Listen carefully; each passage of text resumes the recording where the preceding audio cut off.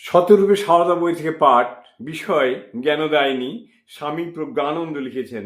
অধ্যক্ষ শ্রীরামকৃষ্ণ বেদান্ত মঠ, কলকাতা ও শ্রীরামকৃষ্ণ বেদান্ত আশ্রম, দার্জিলিং। পরের অংশ। স্বামী গম্ভীরানন্দ মহারাজ এ প্রসঙ্গে লিখেছেন, শ্রীমায়ের জীবনে আমরা দেবীর এই অবতরণ ধারারই চরম পরিণতি দেখিতে পাই।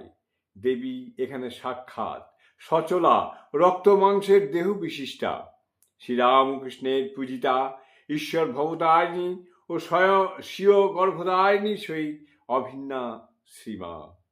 তাই শ্রীমার জীবন চরিত্র লক্ষ্য করলে স্বীকার করতে হয় যে মানবীয় স্নেহ মমতা ও সন্তান বাৎসল্যের ভাবকে গ্রহণ করে তাঁর মর্তে আবির্ভাব যেমন অপরূপ ও সার্থক, তেমনি জ্ঞানদায়িনী দেবীরূপে তাঁর প্রকাশও গভীরভাবে অনুশীলন ও উপলব্ধি করার বিষয়।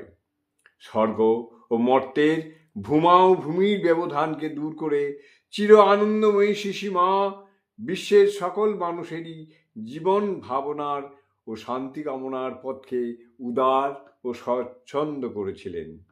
তাই তিনি একাধারে জ্ঞানদায়িনী দেবী, স্নেহময়ী জননী। শ্রীরামকৃষ্ণদেব শ্রীসীমাকে ঠিক সেভাবেই গড়ে তুলেছিলেন। তাই শ্রীসীমা ছিলেন শ্রীরামকৃষ্ণের অভূতপূর্ব ও অনন্য সাধারণ এক সৃষ্টি। জয় মা।